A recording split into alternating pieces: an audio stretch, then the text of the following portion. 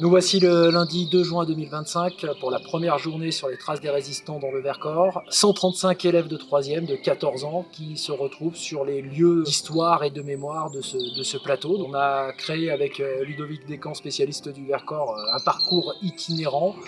Un parcours pédagogique avec l'équipe enseignante d'Henri Vallon autour d'une journée sur les traces de la résistance en Vercors, qui résume à la fois la geste héroïque des combats du Vercors, mais aussi le côté tragique avec les exactions commises par les Allemands. Nous avons donc identifié 4 lieux de mémoire: Saint-Nizier du Moucherotte, sa nécropole, mais donc aussi les lieux des premiers combats du 13 au 15 juin 1944 à Saint-Nizier.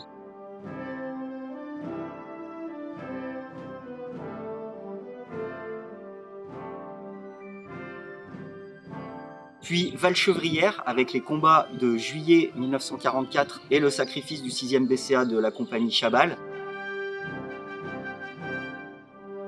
Puis la nécropole de Vassieux, où là nous basculons plus dans une dimension mémorielle et tragique de l'exaction allemande et de l'attaque allemande du Vercors. Et nous continuons ce côté-là avec la grotte de la Luire, où était replié l'hôpital du Maquis, qui s'est fait découvrir et massacrer le 27 juillet 1944. Essayer que les collégiens puissent toucher et aborder les lieux mêmes de la résistance du Vercors. Et arriver justement à leur faire comprendre que des hommes, des femmes se sont retrouvés de tout horizon, de toute nationalité, pour finalement défendre des idéaux, des valeurs qui nous rassemblent tous et toutes aujourd'hui en 2025, 80 ans après la fin de la Seconde Guerre mondiale.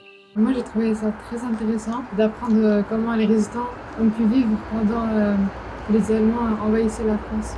Moi j'avais vu le musée de la Résistance et c'est vrai que y a pas l'interaction qu'on a eue avec les personnes entre guillemets professionnelles. J'ai bien aimé, du coup j'ai appris plein de choses et je me suis bien amusée.